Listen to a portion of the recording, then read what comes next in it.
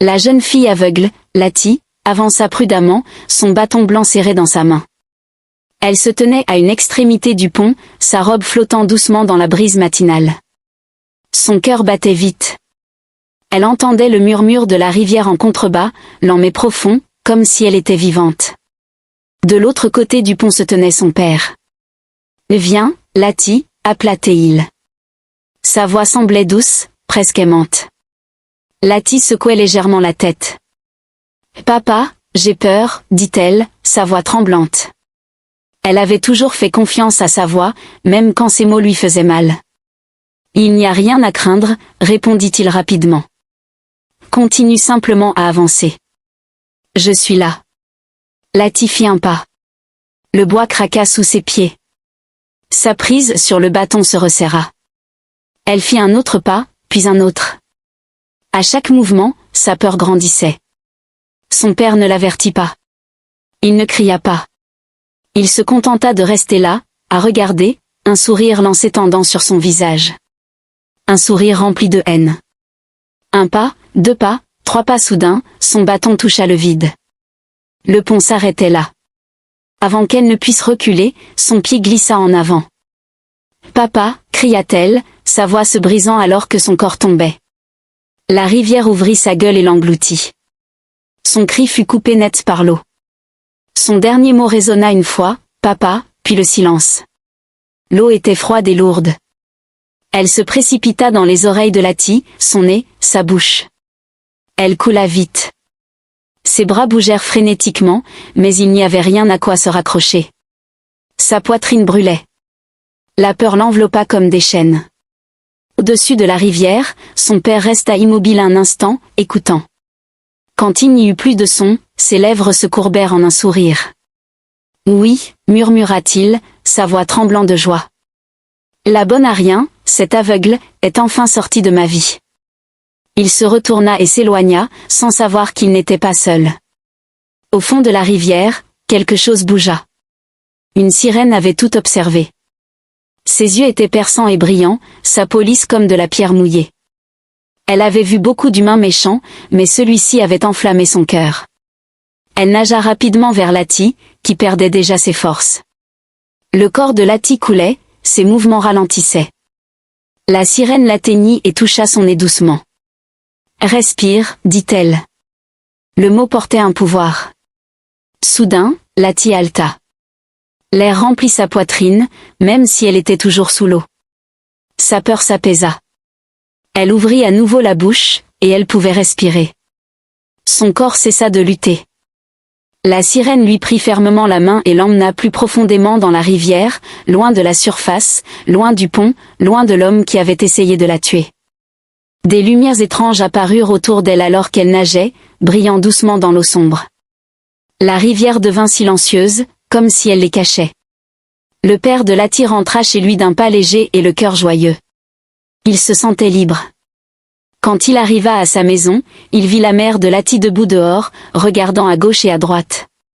Son visage était rempli de peur.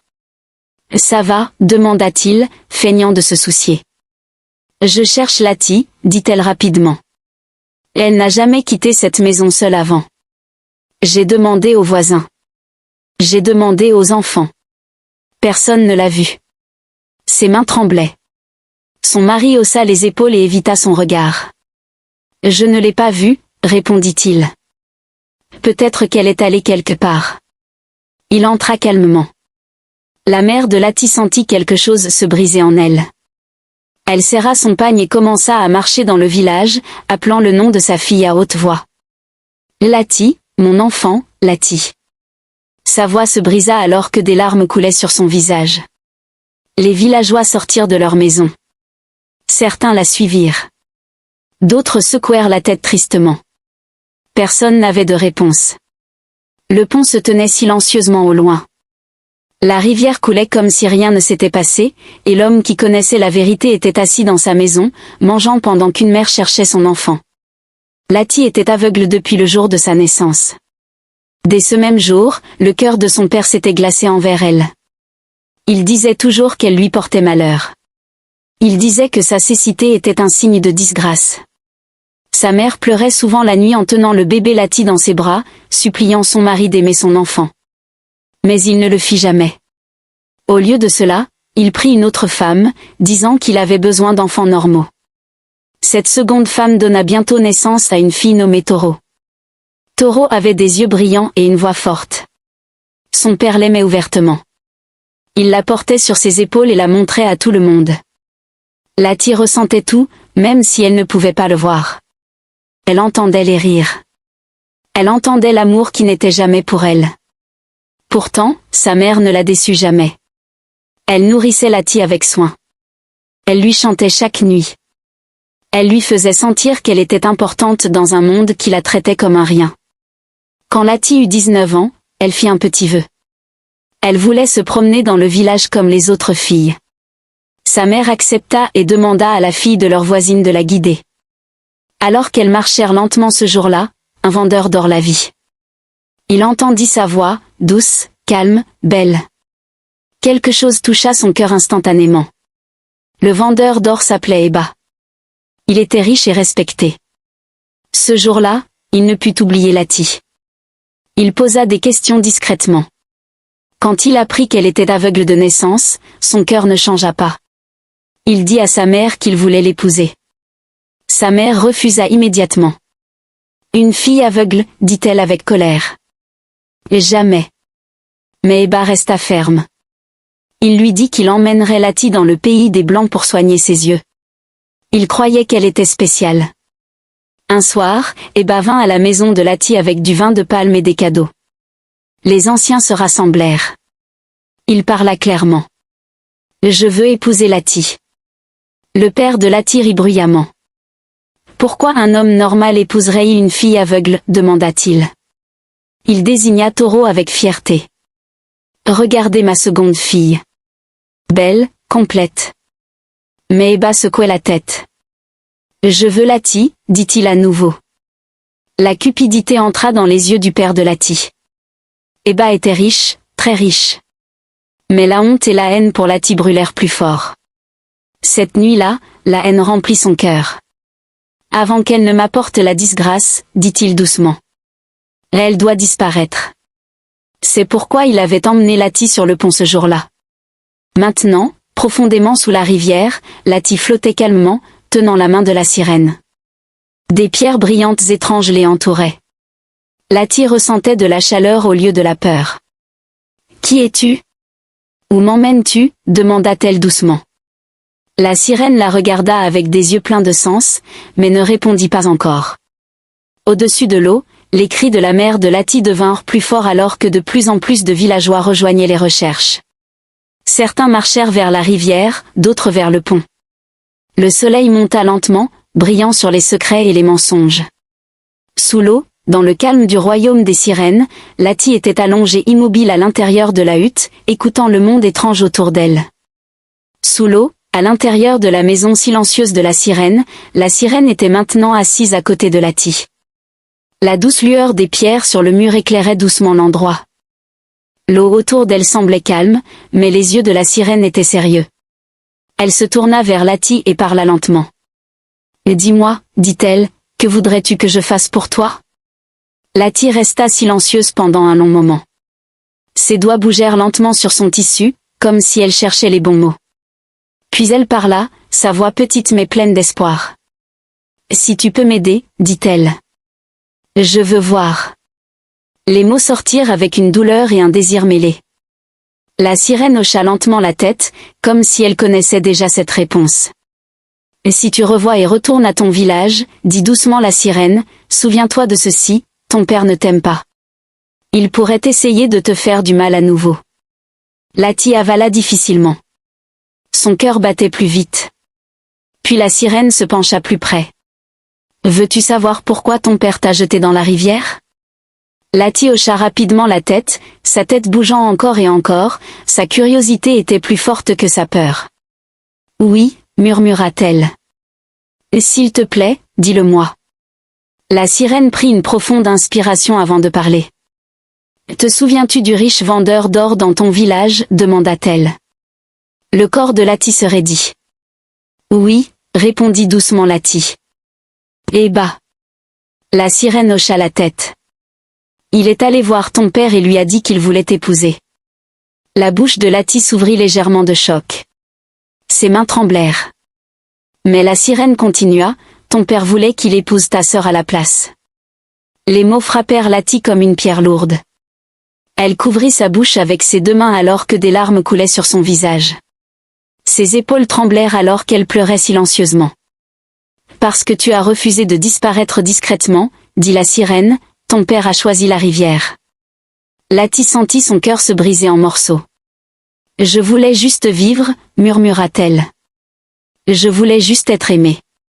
La sirène posa une main douce sur son dos.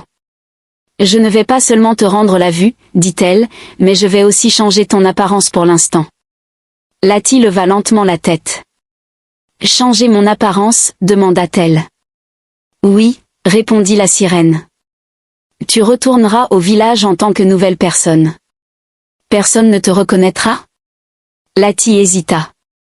Mais est-ce que je redeviendrai comme avant, demanda-t-elle nerveusement. La sirène sourit doucement. Oui, dit-elle. Après que la mission soit accomplie, tu redeviendras celle que tu es vraiment, mais avec ta vue restaurée. Lati réfléchit longtemps. La peur, l'espoir, la douleur et le courage se battaient dans son cœur. Finalement, elle hocha la tête. J'accepte, dit-elle doucement. La sirène se leva et nagea vers une petite étagère faite de coquillages. Elle sortit une petite bouteille remplie d'un liquide brillant. Bois ceci, dit-elle. Lati fixa la bouteille comme si elle pouvait la voir. Ses mains tremblèrent alors qu'elle la tenait. Est-ce que ça va faire mal, demanda-t-elle. Non, répondit doucement la sirène. Lati but. Le liquide était chaud. Soudain, sa tête se sentit légère. Ses yeux brûlèrent légèrement. Puis, la lumière. Une lumière vive. Lati halta bruyamment. Je peux voir, cria-t-elle. Elle regarda ses mains. Elle regarda les murs. Puis elle regarda la sirène et se figea. Toi, murmura-t-elle. Tu es réel. La sirène sourit. Lati regarda à nouveau autour d'elle, la bouche ouverte d'émerveillement. Je suis dans un royaume de sirènes, demanda-t-elle. Oui, répondit fièrement la sirène. Alors que Lati continuait à regarder autour d'elle, quelque chose d'étrange commença à se produire. Ses cheveux commencèrent à pousser, coulant dans son dos comme de la soie sombre. Sa peau brillait doucement. Son visage changea doucement, devenant encore plus beau. La sirène lui tendit un miroir. Lati regarda et poussa un petit cri. « Est-ce moi ?» demanda-t-elle. Elle se reconnut à peine. « Quand tu seras prête à redevenir celle que tu étais, » dit la sirène, « viens à la rivière et appelle mon nom 3 fois. » Elle fit une pause. « Mon nom est Rona. » Lati lâcha le miroir et la serra fort, pleurant. « Merci » murmura-t-elle encore et encore. De retour dans le village, les choses évoluaient rapidement. Le père de Lati était assis avec Eba sous un arbre, parlant sérieusement. Il parla et parla, essayant de paraître sage. « La vie doit continuer, dit-il. Ma autre fille est toujours là. » Eba avait l'air fatigué et confus, mais lentement, la pression des anciens et des voix autour de lui l'usèrent. Après un long silence, il hocha la tête. « Et d'accord, dit-il doucement. J'épouserai Toro. » Le père de Lati sourit largement. La nouvelle se répandit vite. Les tambours furent battus. Les femmes chantèrent. Les hommes rirent. Le mariage fut fixé en 3 jours. Le matin du mariage, le village s'anima. Les tambours résonnaient partout. De grands pots furent placés sur le feu. La fumée montait dans l'air. Les gens dansaient et applaudissaient. Toro marchait fièrement, souriante et se montrant. La mère de Lati était assise seule dans un coin, les yeux vides. Elle avait arrêté de pleurer. Ses larmes étaient parties, mais son cœur saignait encore. Personne ne remarquait sa douleur. Personne ne prononçait plus le nom de Lati. Le village avait tourné la page. Sous l'eau, Rona tenait fermement la main de Lati. « C'est l'heure, dit-elle. Elles nagèrent ensemble à travers des chemins lumineux, passant des endroits calmes et des ombres mouvantes. Quand elles atteignirent la rivière du village, Rona s'arrêta. « Sois prudente », avertit-elle doucement. « Souviens-toi de tout. » Lati hocha la tête. Lentement, elle émergea de l'eau. Le soleil toucha sa peau. Ses longs cheveux brillèrent alors qu'elle posait le pied sur la berge de la rivière. Elle avait l'air magnifique, puissante, différente. Elle se retourna et fit un signe de la main. « Merci, Rona », dit-elle.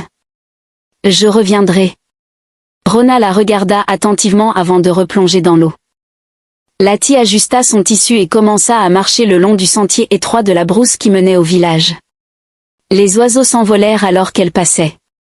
Les feuilles craquaient sous ses pieds. Son cœur battait fort dans sa poitrine. Devant elle, elle pouvait entendre les tambours, les rires, les chants, un mariage. Elle s'arrêta de marcher et resta immobile, écoutant. Ses lèvres tremblèrent légèrement. « Et alors, est-ce que ça a commencé ?» murmura-t-elle pour elle-même. Alors que Lati s'approchait du village, personne ne la remarqua encore. Elle n'était qu'une autre belle étrangère sortant de la brousse. Les tambours continuaient de battre. Les femmes dansaient plus fort.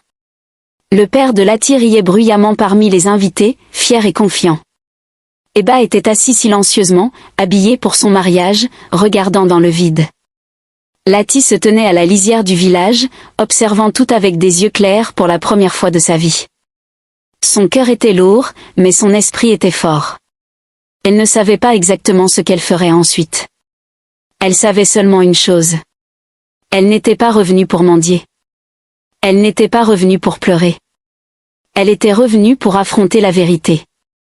Et alors qu'elle fit son premier pas dans le village, les tambours devinrent plus forts, comme si la terre elle-même savait qu'un événement inattendu était sur le point de se produire. Cette histoire continue dans un autre épisode. Pensez-vous que Lati devrait se battre contre sa sœur pour récupérer Eba ou simplement tourner la page et dire à tout le monde ce que son père a fait? Donnez votre avis en commentaire et abonnez-vous pour la suite.